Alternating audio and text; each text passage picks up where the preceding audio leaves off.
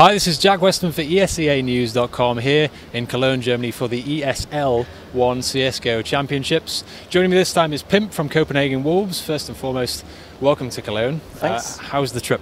The trip was fine. We left yesterday. I left just after school because my school just started. Yeah. And then we all met up in Copenhagen airport and we took a trip, 7 people together, and everything went fine for once when we were traveling to Germany, actually. We didn't lose any baggage or anything else like we used to, so it was a pleasure actually to travel yesterday. It's quite nice to have all your own clothes and that kind of Exactly. stuff. Okay, so talking about the groups, you've just played 2 group matches, you've got another one tomorrow. You lost first 6 rounds to 16 against Narvi. Yeah. Can you talk to us a little bit about what went wrong in that game? I mean, in the beginning, they won the gun round, a gun round that I think we should have won. And gun round changes everything in this game. It's so important, especially on a map like Inferno, where the CT side is stronger than the T side. It would be like it just feels great to start out great on the T side, to have some confidence, to have some rounds to give off. But they won it. We came behind 4-0, I think, and then we won 2 rounds and actually was close to break their money and maybe could have gotten to 4-4, but we lost a crucial round by a silly mistake, I think, and then it just went down from there. We could kind of feel that we haven't been so well prepared on Inferno, especially against a team like Navi, who have been together for almost 8 months, I think, now. Yep. So it just felt like that they were more on point what they wanted to do. Like they had a plan for everything around, but we were just like coming up with new things we thought that would work against them. But in the end, they played well, and our CT side, we never really got started. So yeah, it ended quickly. I think it could be a lot closer if we get one of the gun rounds and actually start our game and actually get up and running. But against Navi, they just closed us down from the beginning and played a really great game. You guys didn't, just talking about your preparation point, you didn't have that long to prepare prior to coming here, right? You only had about a week or so. Yeah. Do you feel chronically unprepared, or, I mean, are you getting back together? Are you gelling together again quickly? How prepared are you for this? Yeah, I wouldn't say we were really prepared. I think we formed the team for maybe 2 months ago when this event was not announced. Yeah. And we had a deal that the summer vacation would be totally prec free, so we wouldn't play during the whole summer. Then this qualifier and this event came up, and then we made a deal that we would play the qualifier with a stand-in form of SMF, who helped us, and we qualified. And then we had some vacations and things that already were booked before this event got announced that we have to get done or travel. And then we started, I think it's 8 days ago, with you can say sort of online boot camp. We played from 4 p.m. to 12 p.m. and tried to play as much as we could. But with this new veto system, 2 new maps and 2 maps that we have never played in form of Catch and Mirage before we formed this team, it's a hard deal to learn 4 relatively new maps for us, and then also learn the 3 other standard maps that we practically have nothing on. I was talking to Fiflerin a couple of hours ago, and he said he felt that the new maps were perfectly fine for competition.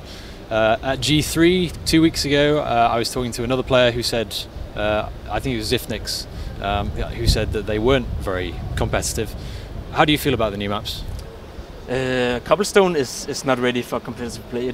I don't know how the map was in 1.6, but I do know that they decided not to play it, and instead they made a map called Forge, I think, who apparently was better. And it feels like Cobblestone is just like in Source was, and it's not really playable. It's too big, and there's too many angles to check. Like there's so many angles you can hide in, and it's so big, and it just doesn't feel right. Where you could go in on overpass and actually start playing it, create tactics and create setups, and actually feel like, okay, we can work on this map.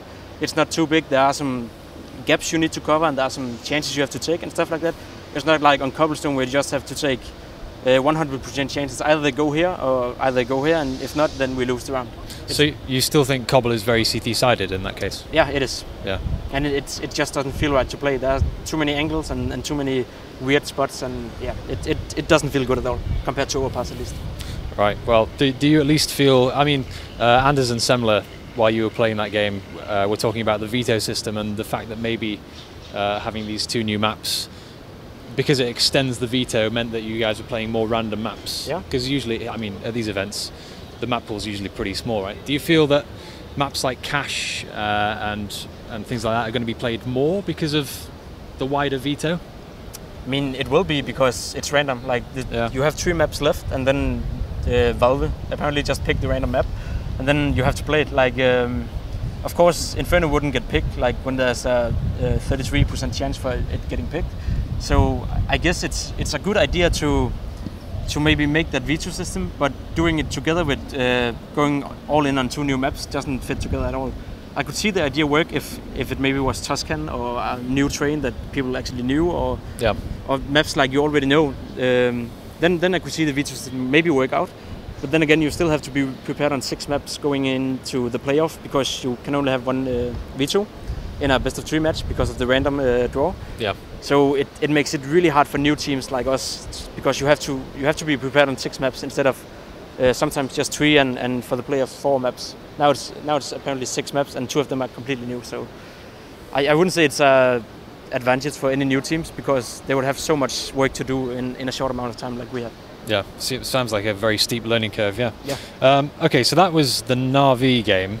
You then came back just now and beat London Conspiracy 16 rounds to 5 on Cache, right? What was the team talk like before the second game? How did you go into that and get the win there? We didn't know what veto strategy we would use, because you have to pick if you either want to veto first and then pick side on the map, or if you want to let them veto first and then pick the side. So we decided to pick the side on the map because we knew that there was a good chance we were going out on Ketchik, Cobblestone, and I think maybe it was Overpass also, and all of those 3 maps are CT sided. So going for the CT side against a team that skill-wise should be weaker than us seemed like the right move to do.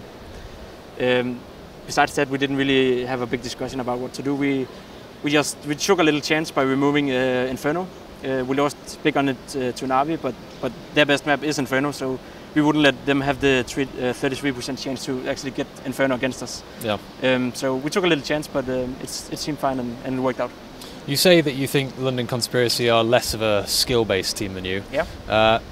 People do talk about you guys being more skill than teamwork. Maybe you rely too much on individual play. Yeah.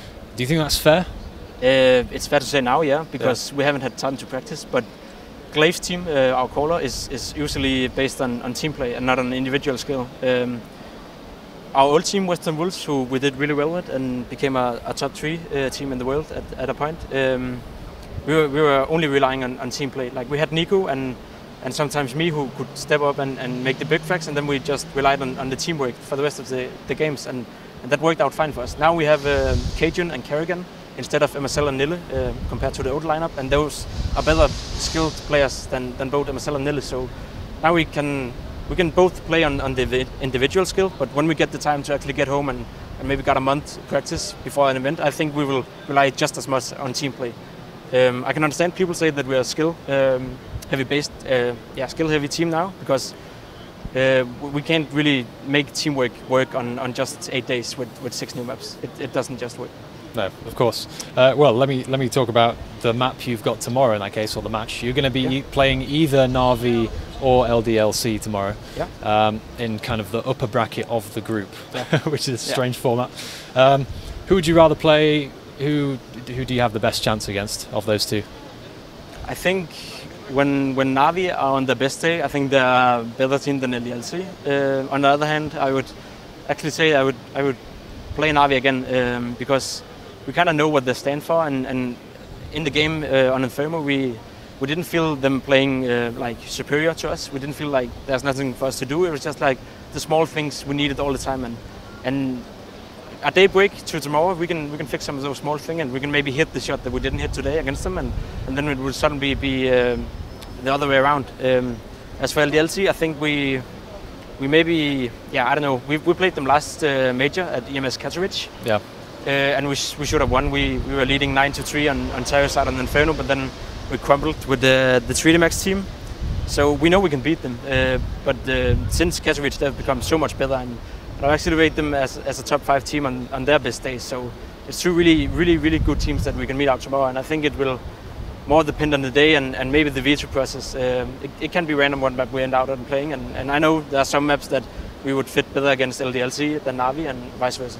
Okay, so you think you can go further at this major than you did at the previous one? Yeah, we can, for sure. Okay, well, I like the optimism.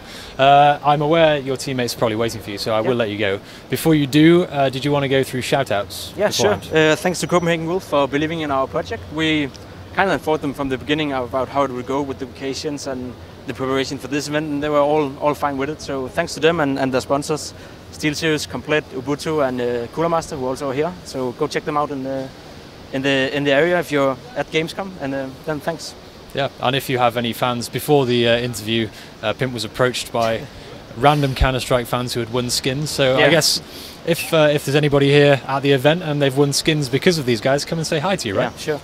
Right. Pimp, thank you very much. Thanks. And best of luck tomorrow. Thanks. For everybody at ESEA.net and ESEAnews.com, stay tuned for the website for full coverage of ESL 1 throughout the entire weekend.